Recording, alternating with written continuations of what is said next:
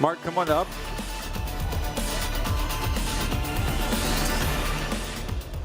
Welcome. The seat's already warm for you. We're planning on talking today and tomorrow. And today we just kind of wanted to have a conversation and get your story. And is there anyone here who's not familiar with Mark's story? So everyone knows. Oh, there's some hands up here. Okay, there's some. Well, you're known as the man who's fascinated with robots, right? So just, for the people who don't know anything about you, tell us, what is your connection with robots? What are you looking for? Let's see, they just took away the slide clicker. Oh, the clipper? Yeah. Wer hat das denn mitgenommen? Hey, Carsten. Ja, den Clipper hier für seinen Slide. Dankeschön. There you go. Well, I've been interested in robots for a long time. I think the earliest interest came from animals. So I have a little clip here. Could you put up these slides? Mark, you can see it right. I think. There we go. go. You can't. Oh, there we go. There you go. I think it's really amazing what people and animals can do. These animals move in really complicated environments using their sensors and their bodies and their intelligence and their courage. This animal has its life in its hooves. Yeah. And these animals are sometimes running for their lives. Not only the gazelle, but the cheetah who's trying to get its next meal. And all of us, all of you, can do things like this. It's amazing. I assume you were out this morning getting ready, getting warmed up, climbing the buildings in Hanover. Is that what you did? Yeah, this morning I was watching the U.S. president shake hands with a North Korean dictator. Oh, I see. Yeah. That's too bad. But So let me get one. So we've been interested in building robots that can go into the kinds of environments that animals go in. And our whole approach is to build robots that are dynamic and that can sense their environment and react to disturbances. There's a big dog slipping on ice. And we built a whole series of robots like this that know about the world they're working in and can hear this robot's just following that leader. Yeah. Without anybody driving. And it uses coordination of its body and its legs. And this robot's going where wheeled robots can't go. So the rough terrain ability is really remarkable. And that's the fastest legged robot. That's fascinating. So that's sort of been our story for a while, and we've been working on solving the technical problems and making robots that can do the things that people and animals do. Mobility, dexterity using their hands, and the ability to perceive the world around them. Look out here, you can see every one of these 200 or 300 people, and it's sort of effortless. Yet that's really a challenge for machines. Is that where, I was asking the gentleman before you about artificial intelligence, is that also what allows robots to behave this way? Yes, AI is a broad field, and some of artificial intelligence is perceiving the world, but it's also making plans for how to do tasks in the world. But it's also controlling and sensing our bodies. Sometimes I say we're more focused on building athlete-type intelligence. Athletes are really good at moving their bodies, at understanding the world just around them. Whereas companies like Google or IBM are concentrating on scholarly-type intelligence, high-level concepts and learning. Mm-hmm. And I think those two parts can fit together, and we're focused on the athletic parts. Do you remember when you decided to become a robot engineer? You know, I've been building things for a long time, ever since I was a kid. But I think Boston Dynamics is really a team play. It's not me. I'm not the idea guy behind everything we do. We have people who have building things since they were kids, race cars, computers. We have someone who's an electrical engineer, but also has a degree in fashion. And all those people working together is really what makes Boston Dynamics happen. Can you tell us a little bit about the early days of Boston Dynamics? So I was doing robotics before Boston Dynamics for 10 years at MIT, and before that at Carnegie Mellon. And I decided I wanted to see if we could do something a little bit more commercial than what we'd been doing. And after a period of meandering, trying to figure out how to do that, we did the Big Dog project. Mm-hmm.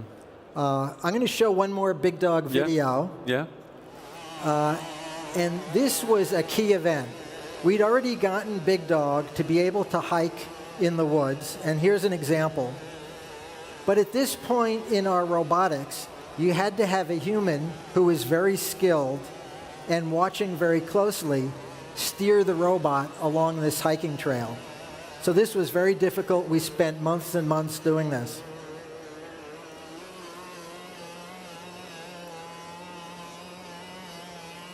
After this project, we decided that even though doing rough terrain was exciting, that there was still a lot more to be done if we were to make robots that could go in buildings and houses. And we designed this robot, Spot. And Spot had a driver in this video that had no practice at all, and they just drove up and down the hill the first time without any trouble at all. And that's because we redesigned the hardware, we'd added a lot of intelligence, we'd added some perception in the robot that didn't exist before, and it was really a breakthrough for us to go from Big Dog, which many of you think of as a successful robot, to taking it to the next level, which is sort of the work we're doing now.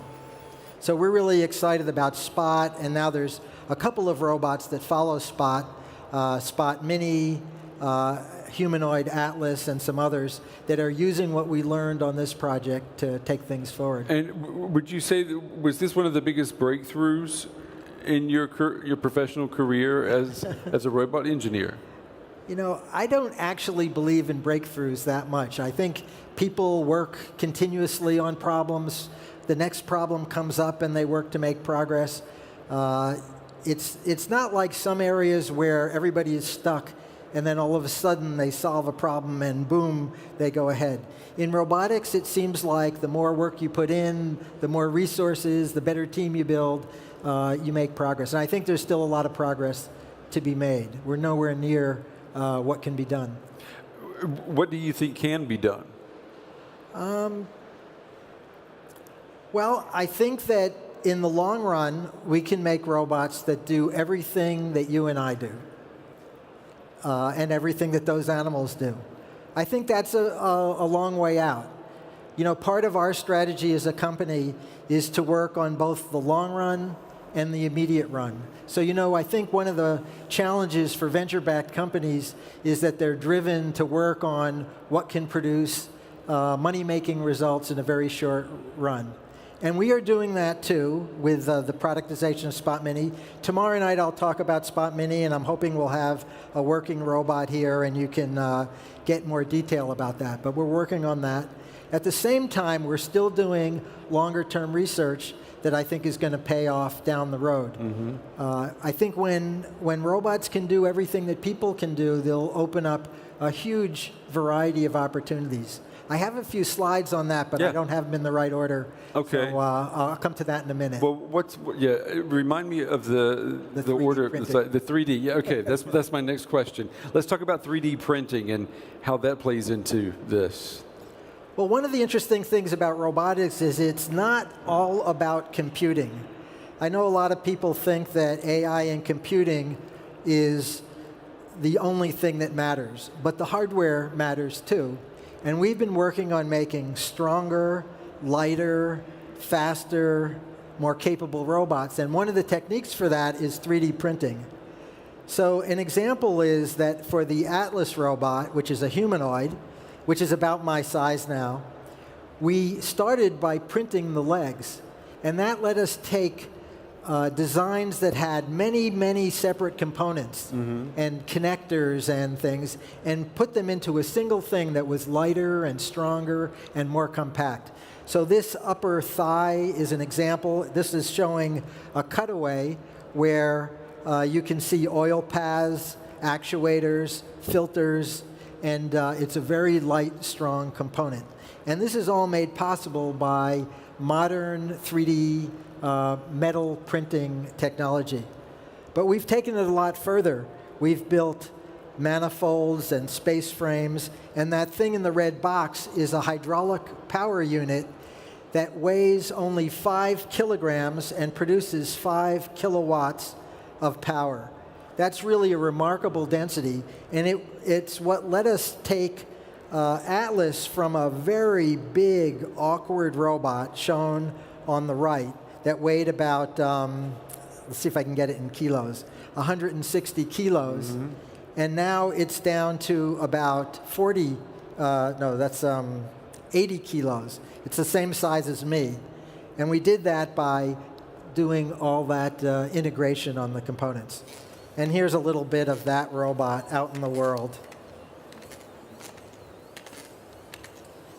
This robot is just as strong as the big heavy one and has all the range of motion, but it's much smaller and compact and uses less energy and many other things.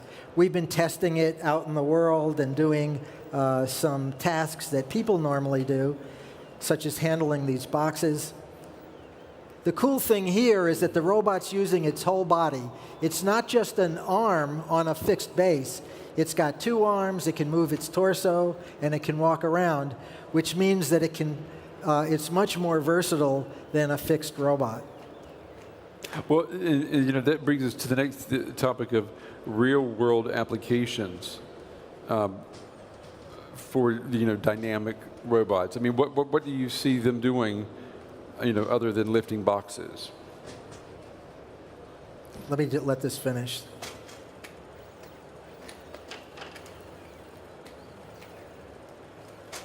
I mean, we have to have boxes that it's okay to drop them. Here we're showing that the robot can perceive and replan its actions. It's only been told to pick up that box. Yeah. And here it performs its task, and we interfere with it, and so it figures out how to move ahead. And we've been making the robot more athletic.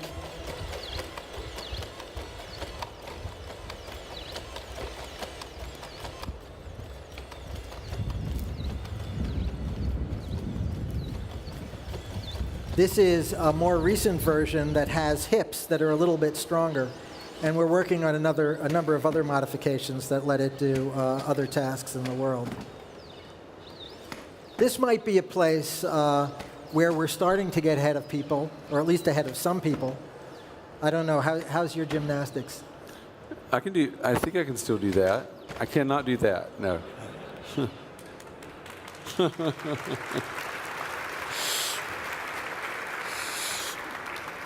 I mean, do you?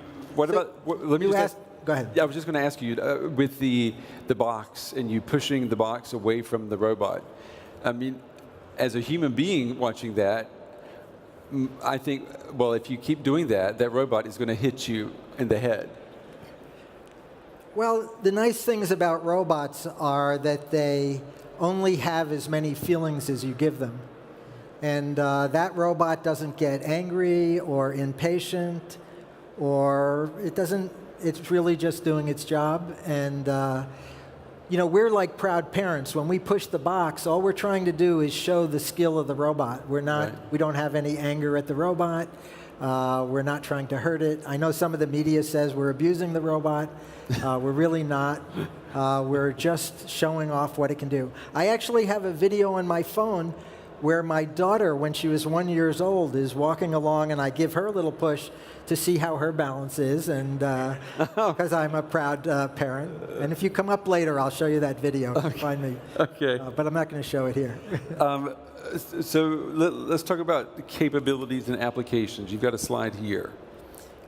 So that you notice that there's two circles here. Yeah. One that's to the lower left, which is the short-term applications, and then I'll talk about our long-term goals, which are the other. So I think right now, existing robots can be used for entertainment.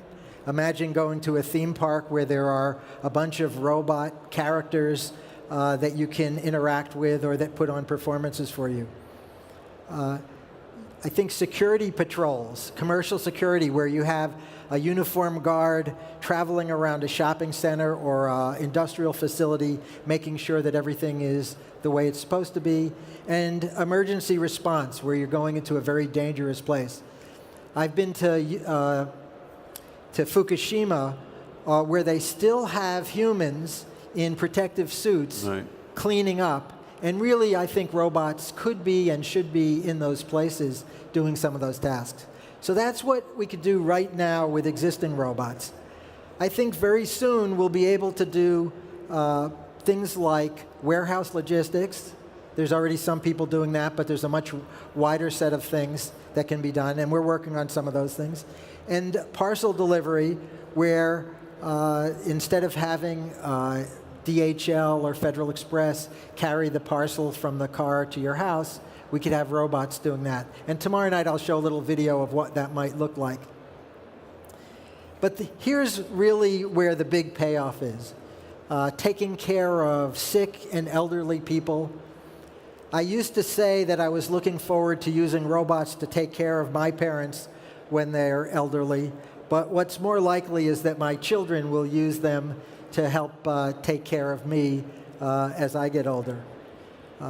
Some of you may think that that's a bad idea, that you want your children to take care of you or you want to take care of your parents. But, you know, it's a real burden. In the United States, there's about 31 million people who spend about half of their work week in the equivalent time taking care of someone who's dependent on them. And I think if they had help in doing that, it would really be an opportunity. But the skill and the development needed to get there is still a ways out. What about the cost of, I mean, I like the idea of health care and in a nursing home situation, for example, or even at home care for someone who's sick. Do we have any idea of what that would cost? I don't think there's any reason to be pessimistic about the cost. You know, right now the robots we build are very expensive because they're built mostly as prototypes, where we have, you know, a design team that's doing very intensive first-time design.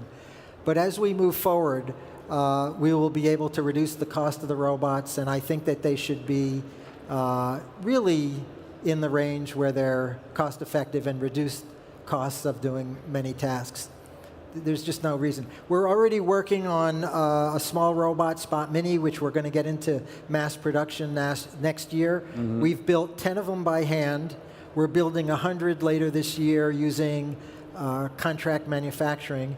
And next year we hope to produce, go into a 1,000 per year rate of production. And the costs are going to come way down. I'm not going to tell you what the cost is yet, but later this year we'll start having a price for them, so stay tuned. Are you already thinking about security issues with these robots? And I'm just thinking with these, or the Spot Mini that we're going to look at tomorrow, what happens if someone hacks into these robots and to use them for, instead of taking care of people, you could use it to break into someone's house, for example? Yeah. Well, we are devoting a very significant effort to attempt to make them unhackable. I hate to say that because someone out there will take it as a challenge. But we absolutely are devoting resources to that. And there's many facets to what you have to do to make them unhackable, especially since they'll be in hands of other people who'll have pretty significant access. But we are working on that. Do you think that's possible to make them truly unhackable?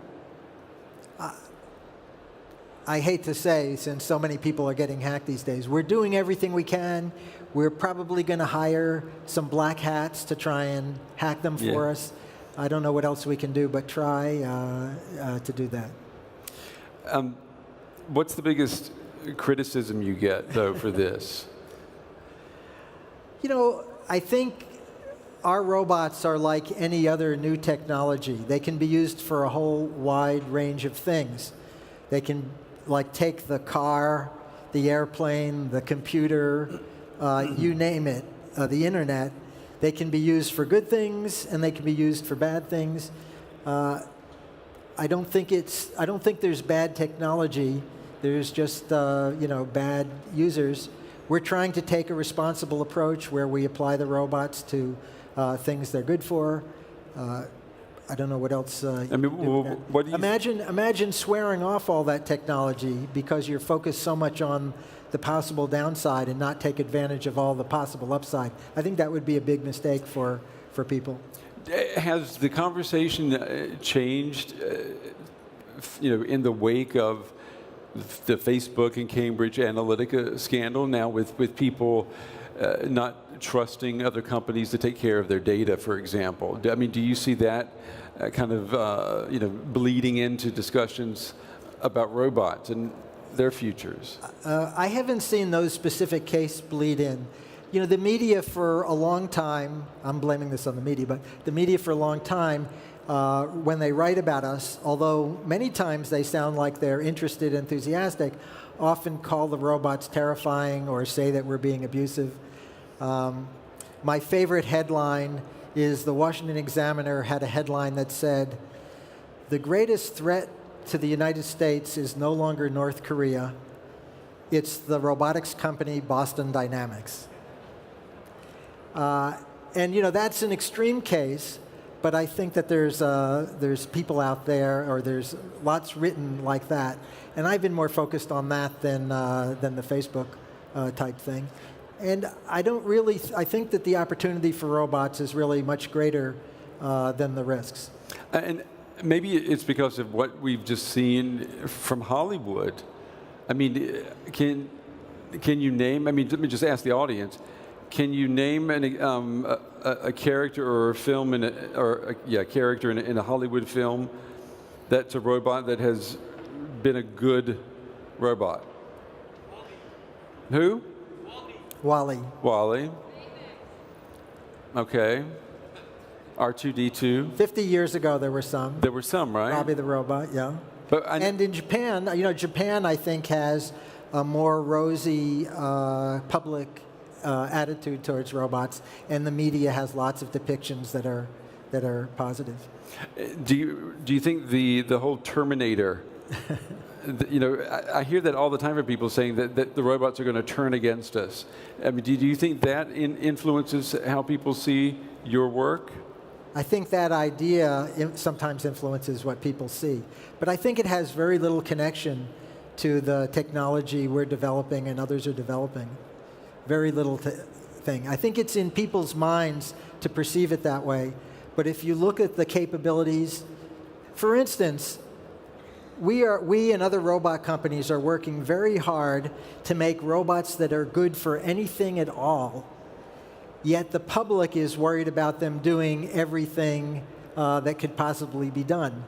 And I'm not saying that someday we won't get there, but I think we will have time for our ideas and our tools to evolve to catch up with that. It's not gonna be tomorrow. All of a sudden, robots are everywhere. If we were to have in the distant future a time when the robots were to become evil, do you think it would be because they themselves had learned evil behavior, or would it be that their human owners or creators would have programmed them to be that way? There's a difference, right?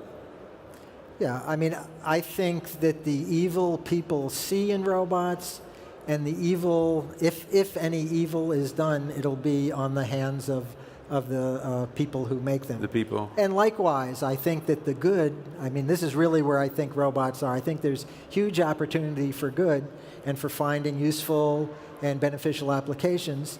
And it's on us to find those and cultivate those and develop a market and ecosystem that takes advantage of that. And that's what we're trying to do. In aging societies, for example, Japan, which has a really, as you said, has a very positive relationship with robots.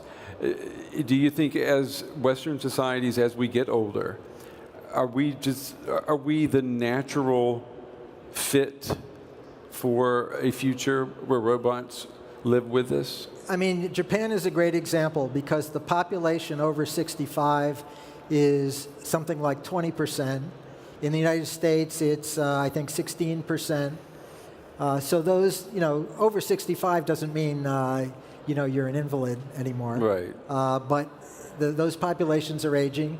I think getting workers is very difficult in Japan. I believe that the number of skilled construction workers is on a downslope, and the construction companies are really panicked about where they're going to be able to get people. And this doesn't involve replacing anybody's job, just through normal retirement or the lack of the young population coming to take those kinds of jobs.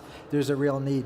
So when we talk to people running businesses, they're all very hungry for employees that could be robots to help them do the tasks they have in front of them because they're having lots of trouble getting people. Do you think robots could be used to diffuse the migration debates that we have going on? I think you're taking me too far out of my comfort zone. Okay, well, I'm just looking towards the future. There's too many different political threads. Yeah, but we hear that, though, a lot. Especially here in Europe. Yeah, but we do hear that a lot, that we need migration in certain societies to replace workers, that workers that they don't have. Germany, for example, we hear all the time that in nursing homes in Germany, they have a shortage of people to work in nursing homes, long-term health care. And maybe robots could fill that gap. I think it absolutely could fill that gap. It's still going to take some while until they're good enough to do those kinds of jobs, but eventually they will. We're almost out of time. You're going to come back tomorrow. Yeah. And what are we going to do tomorrow? I'm going to give a slightly more comprehensive status report on the robots we're building, and we will have a robot here to demo on stage. So we'll do that. And do we know what time? Let me show one more thing. And do we know what time that's going to be tomorrow? I think I was told it's 7 o'clock. Is it 7? So on this stage, just about now, but tomorrow. Okay. So, not everybody is afraid of robots. And here, these videos weren't made by us. These are other people who are inspired by our robots. You could call this a spoof.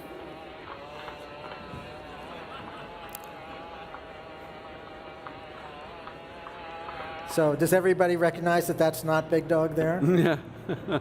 And the amazing thing is that people all over the world